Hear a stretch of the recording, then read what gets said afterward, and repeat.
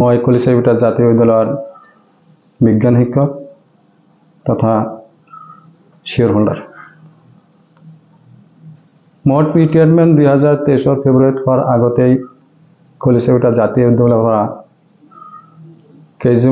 কেইজনমান শিক্ষক আমাৰ ঘৰত আহে আৰু ৰিটায়াৰমেন্টৰ পিছত তাত যোগদান কৰিবলৈ মোক কয়, আগ্ৰহী দেখুৱায়। নানান প্ৰলোভনৰ পিছত, নানান ধৰণৰ উৎসাহ দিয়াৰ পিছত মই তাত জইন কৰোঁ। জইন কৰাৰ পিছত তেওঁলোকে মোক কেনেকৈ কণ্ট্ৰল কৰি পেলাই মোৰ পৰা 1 লাখ টকা লৈ মোক শ্বেয়াৰ হোল্ডাৰ বনায়। এনেকৈ স্কুলখন চলাই আছোঁ। চলাই থাকোঁতে কিছুদিন পিছত স্কুলৰ যাৱতীয় দায়িত্ব মোক দিয়ে, কালেকশ্যনৰ পৰা আৰম্ভ কৰি ভালে ভালে চলি আছিল। কালেকশ্যন কৰি আছোঁ, নীতি নিয়ম মতে চলি আছোঁ। প্ৰিন্সিপাল, যিজন প্ৰিন্সিপাল নহয় যদিও মৌখিকভাৱে হ'লেও প্ৰিন্সিপাল আৰু শিক্ষকসকলৰ লগত আলোচনা কৰি গোটেইখিনি কাম কৰিছোঁ। ইতিমধ্যে দেখা গ'ল যে সিহঁতে মোৰ নামত 60,000 টকা এটা বিত্তীয় কেলেংকাৰী আনিছে। কিন্তু আচৰিত কথা যে মই এজন সক্ৰিয় সদস্য, য'ত মই 1 লাখ টকা ডনেট কৰিছোঁ, সেই 1 লাখ টকা থকা সত্ত্বেও মই কেনেকৈ 60,000 টকা লৈ পলাই আহিলোঁ। সিহঁতে জানিব লাগিছিল যে তাৰ নিজৰ 1 লাখ টকা সিহঁতৰ ওচৰত আছে। তো মই সিহঁতক প্ৰত্যাহ্বান জনাইছোঁ যে সিহঁতৰ যদি সৎ সাহস আছে, দম আছে, তেনেহ'লে ৰাইজৰ মুখে মুখে ৰাইজ লৈ এটা মিটিং পাতক। মিটিঙত মই মোৰ যিমানখিনি হিচাপ আছে মই তাত দিম। হিচাপত যদি মই জেৰত পৰোঁ, মোৰ যদি ঋণ হয় মই তাতে দি আহিম। আৰু যদি সিহঁতে ঋণ হয় তেনেহ'লে সিহঁতৰ ব্যৱস্থাটো আমাক দিব লাগিব, তাৰ ব্যৱস্থাটো দিব লাগিব। মোৰ গোটেইখিনি তথ্য আছে, তথ্য ভিত্তিত মই কথাখিনি কৈ আছোঁ। ইয়াতে এটা কথা ক'বলগীয়া আছে যে আমাৰ এই জাতীয় বিদ্যালয়খনৰ শিক্ষক এছ এ জামান, যাক কোৱা হয় সৈয়দ আশৰাফুজ্জামান, সিহঁতে ৰিচিভ নোহোৱাকৈ 31,240 টকা কালেকশ্যন কৰিছে। কিন্তু সেইটোৰ হিচাপ এতিয়ালৈকে দিয়া নাই। সেইখিনি খুজিলেই সিহঁতে মোৰ ওপৰত উগ্ৰ ৰূপ ধাৰণ কৰে। মোৰ ধাৰণা সেই টকাখিনি সিহঁতে 4-5-6জনে মিলি ভাগাই খাইছে, আত্মসাৎ কৰিছে, সেইখিনি ধাৰণা। যোৱাকালি যিটো নিউজ ওলাইছে সেই নিউজটো একেবাৰে ভিত্তিহীন, অঘাত মিছা কথা। মোৰ প্ৰুফ আছে, তথ্য আছে, লাগিলে মই গোটেইখিনি তথ্য দিম। ইয়াতে মোৰ হিচাপ দিয়া আছে গোটেইখিনি। এইটো আমাৰ ৰিচিপ্টবিহীন কালেকশ্যন কৰা এছ এ জামানৰ আত্মসাৎ ধনৰ পৰিমাণ। আমি কমিটিক যিটো হিচাপ দিছোঁ সেই হিচাপটো ইয়াতে গোটেইখিনি আছে। প্ৰতিলিপি আমি প্ৰতিজন সদস্যক দিছোঁ। আৰু আমাৰ শিক্ষকবৃন্দক আমি কপিটো দিছোঁ। তাৰপিছত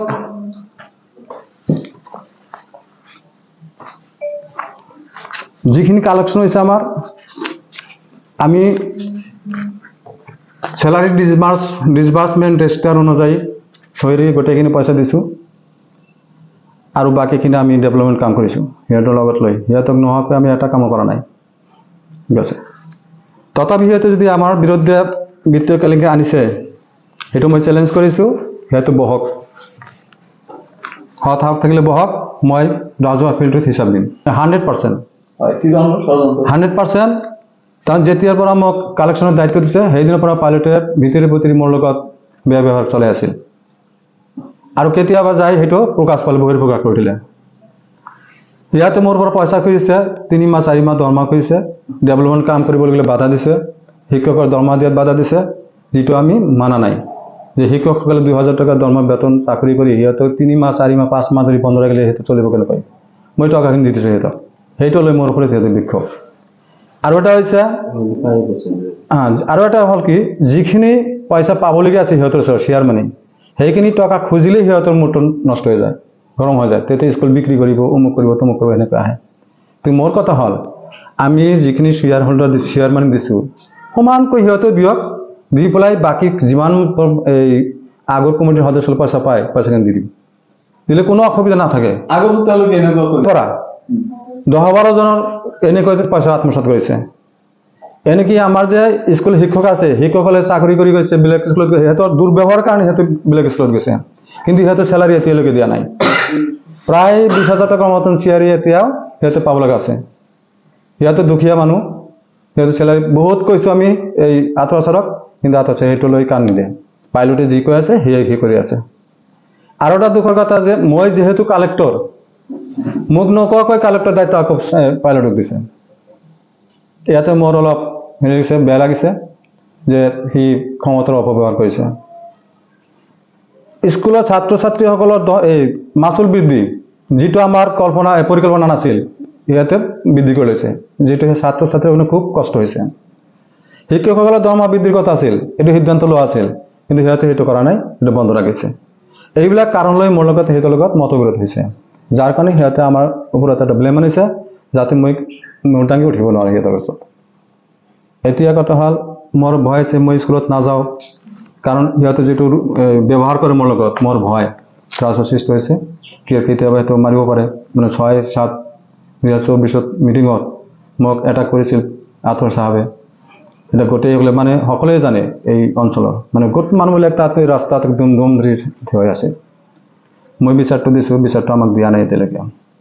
কালি নিউজ এটা ওলাইছিল যে এই নুৰুদ্দি মিয়া বানাচোপা পুৰাভিটাৰ, তেওঁ নেকি খৰিচাপিটা জাতীয় বিদ্যালয়ত শ্বেয়াৰ হোল্ডাৰ হিচাপে থাকি 60-70 হাজাৰ টকা এনেকুৱা মানে কেলেংকাৰীত লিপ্ত হৈছে বুলি। তো মই নিউজখন দেখা পাই বেয়াও লাগিছে। মোৰ সম্পৰ্কত ভাই হয় যদিও কিছুমান কথা মানে নকয় আৰু নোৱাৰোঁ।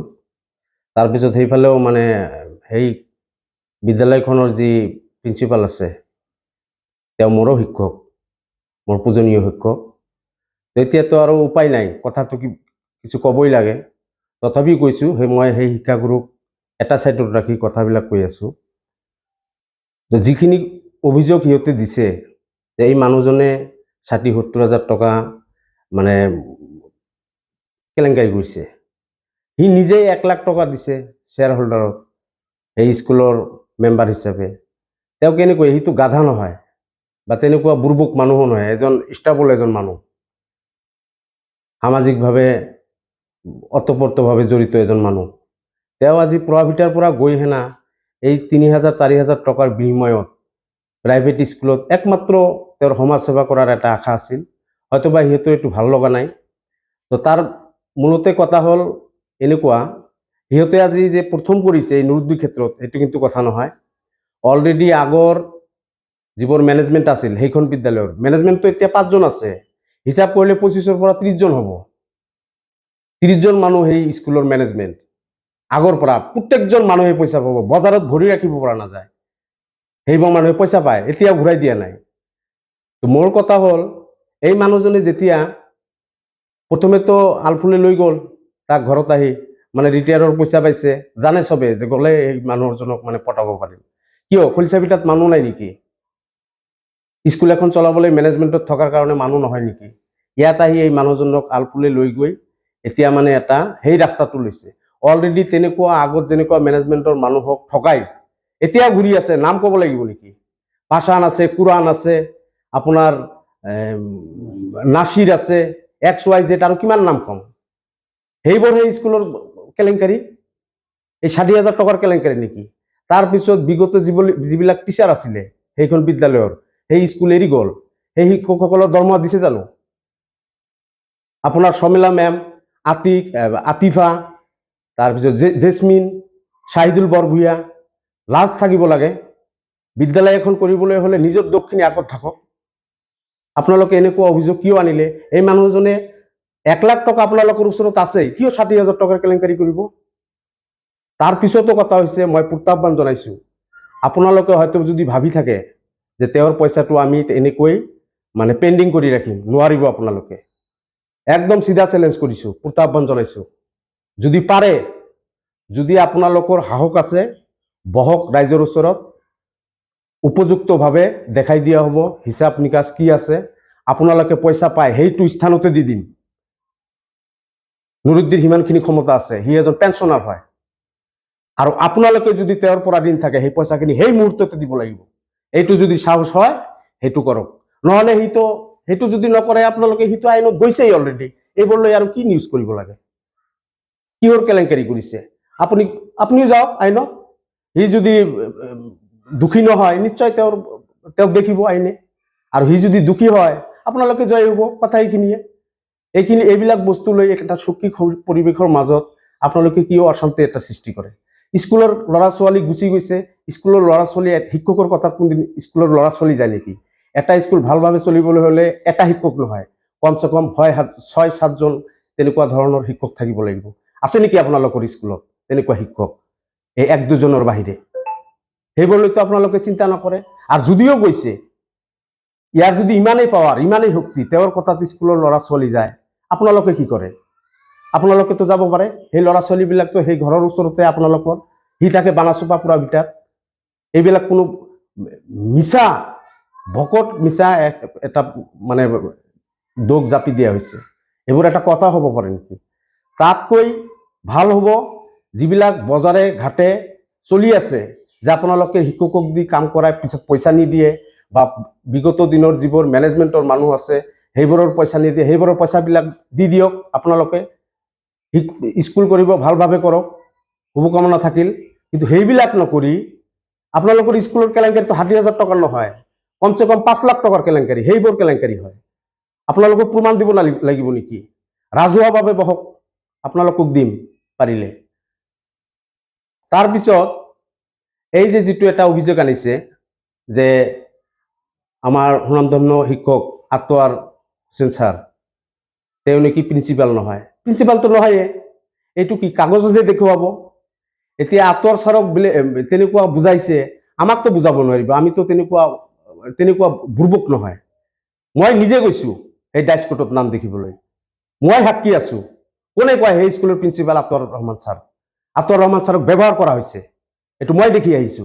আতৱাৰ ছাৰক যদি প্ৰয়োজন হয় জানিবলৈ, মোৰ ওচৰত আহক, মই দেখুৱাই দিম।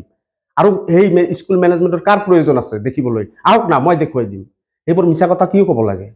আৰু সেই শিক্ষকজন আজিতো তেওঁক ব্যৱহাৰ কৰি থকা হৈছে। এজন প্ৰিন্সিপাল নহয়, সেই প্ৰিন্সিপালৰ দ্বাৰাই ছিগনেচাৰ কৰি ৰখা হৈছে। এইবোৰ কি ভাল কাম হৈছে নেকি? এনেকুৱা এজন সন্মানীয় ব্যক্তিক তেনেকুৱা ধৰণৰ ব্যৱহাৰ কৰাটো। আমি কৈছো কি, প্ৰিন্সিপাল পাইলটে হওক, আলোচনাৰ মাধ্যমত হ'ব লাগে।